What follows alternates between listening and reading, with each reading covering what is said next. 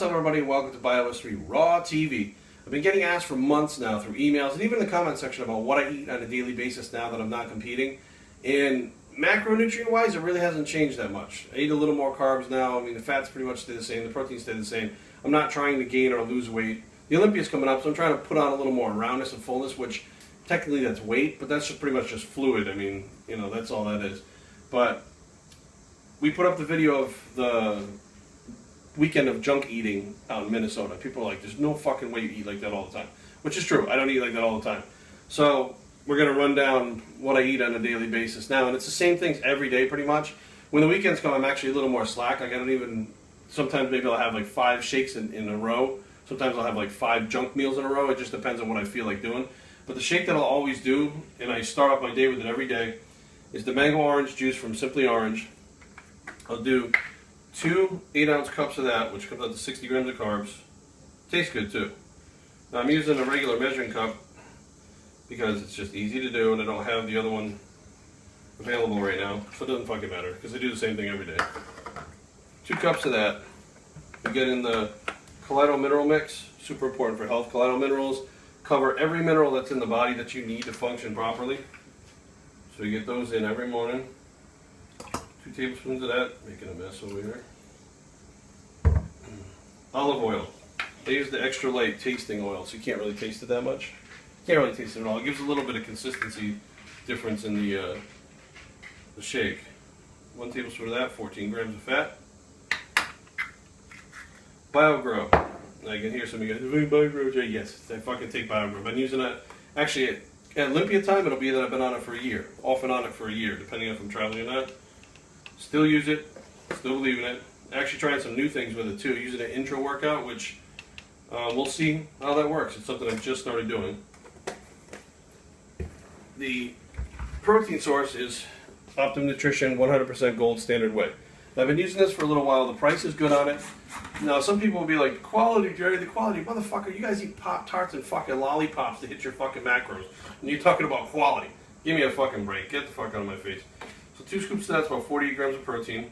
So you have 48 grams of protein, 60 grams of carbs, and 14 grams of fat. That's that shake. This is my easy go-to whenever I don't feel like eating or I have to get in something quick. That's my go-to right there. That hits all my macros, and I'll do that every time I'm hungry. It usually comes out to about 6 or 7 times a day that I'll have those macros. Now, supplement-wise, I'm still using Hot Beverage Nutrition, which has a source of collagen in it. Okay, a food source of collagen protein that heals your joints. There's no food source that will be taken on a daily basis, so that's why your joints get banged up. They can't repair themselves. There's nothing going back in to repair them. Unless you purposely take that in, they're not going to repair themselves. So that has that in its first. It also has a probiotic that's spore-based, which means that it's resistant to heat and cold, which means that a lot of it's not being killed like a lot of these other products that have probiotics in them. If the heat hits them, they're killed. The heat, I just mean like the daily heat. N-acetylcysteine, good for your liver, good antioxidant. Always take that. 600 milligrams in the morning, 600 at night. My omeprazole for my stomach, I take 1 in the morning. My allergy relief, which is like Walmart brand, Target brand. Haven't had allergies till I moved here. Selenium, which is a very important mineral. Vitamin D3, super important to stay healthy. It actually is the one thing, not vitamin C, but vitamin D3, that actually fights off colds and flus a lot better than both of those. Now, fulvic acid. This is one of the antioxidants that's very new. I don't know if it's new, but it's new. It's being talked about now. It's one of the most powerful antioxidants that there is, period, in the world. So now, antioxidant-wise, of course, you know, the more free radicals that you have, the more your body has to fight them off, the more damage that can be done. This thing is supposed to be one of the most amazing things for fighting off free radicals. Now, we also know that cancer takes over by your body being rid of antioxidants. It can't fight things off anymore. It's an immune system compromise that, you know, happens when cancer cells take over and start to grow. Now, they're not saying this cures cancer, but a lot of doctors are starting to use it to try to keep cancer at bay or try to not get cancer, or doing whatever you can and not have cancer cells activate. So, I figure for the 35 bucks or whatever it is I paid for it, that's worth it. An aspirin every day. So now this is something that I didn't really think about until a couple of years ago when I was getting 35 years old. You take an aspirin because heart attacks can happen. You don't think about a heart attack when you're 20 years old, but the aspirin a day reduces your chance of heart attack by some ridiculous amount. And also, now studies have shown that it can actually reduce your chances of getting cancer long term, but you have to take it for years for that that effect to be seen. Copper, one of the most important minerals that's not put in the back in the body when you excrete it and sweat it out and stuff.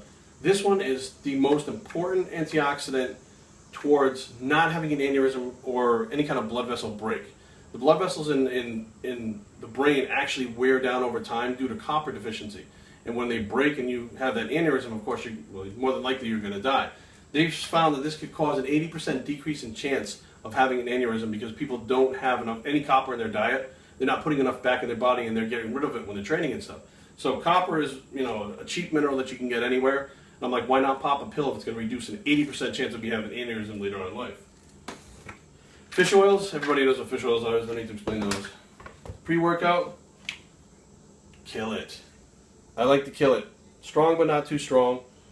No crash. And the all-day you may is what I drink in between meals. Okay, so this is what I've been on for probably about a month now, something like that. About a month we've been using the all-day you may and the kill it. So this is my supplement stack current. And my first meal of the day. I got to do some cooking after Carrie's done with the stove. So I'll show you guys what I eat for the next meal, and we'll be right back. Okay, meal number 2. Most of the times, not all the time, meal number 2 will be bison, which is not beef, it's like a buffalo. So bison, and I'll have either mango or pineapple with as my carb source. Now I boil beef, chicken, I pretty much boil everything, which some of the fat gets boiled out of the bison, which it is a high fat, meat. Excuse me, but I don't really know exactly how much fat I get in, so it's kind of hard to count those macros, but as long as you're doing the same thing day in and day out, the body will adapt to it and it gets used to it. So what you do is you basically get this bison in here, you break it apart inside the water, and you'll see the kind of the blood red color. When that blood red color is gone, you'll see the kind of fat deposits floating on it. You drain it, and there's your bison meat. Now, while that's doing that, we come over here and weigh out pineapple on our Biggest Loser food scale that we had to buy for the Junior USA's last year? 2 years ago, last year. So weigh out 6 ounces of pineapple, or this is mango, sorry. This is actually exactly how I like it. I like it like crunchy like that. Oh, we gotta count that macro. Should I spit it back in there? No.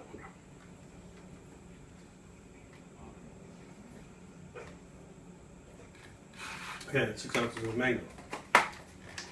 So 8 ounces of bison, 6 ounces of mango, and that's my second meal of the day. Another one of my quick meals, which means, obviously making bison is not very quick, but another quick meal that I go to is Chobani yogurt, and for some reason, Chobani is the only brand that doesn't give me the shits. So that's why I stick with Chobani. Other than that, whatever preference, if you don't get the shits with it, eat whatever kind you want. But I eat the strawberry blend, which covers the carbohydrates for the most part of what I need for the meal. And I'll have 8 ounces of yogurt. Yes, there's sugar in it.